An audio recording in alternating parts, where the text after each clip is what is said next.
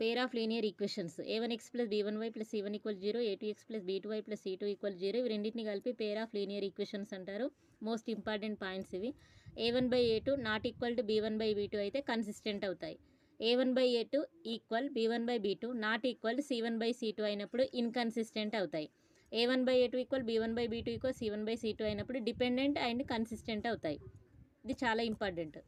First one. Next graph ఎలా ఉంటుందంటే a1/a2 not equal to b1/b2 అయినప్పుడు ఇలా ఇంటర్సెక్ట్ అవుతాయి. టూ లైన్స్, ఈ టూ లైన్స్ ఇంటర్సెక్ట్ అవుతాయి. Intersecting lines and unique solution, only one solution ఉంటుంది. అంటే ఒక పాయింట్ దగ్గర ఇంటర్సెక్ట్ అయినాయి కాబట్టి వన్ సొల్యూషన్ అని గుర్తుంచుకోవాలి. Next one. a1/a2 not equal b1/b2 not equal c1/c2. రెండో సందర్భంలో ఇవి ప్యారలల్ లైన్స్, అంటే నో సొల్యూషన్, ఇంటర్సెక్ట్ కాలేవు కదా, సో నో సొల్యూషన్. ఇవన్నీ ఈక్వల్ అయినప్పుడు కోయిన్సిడెంట్.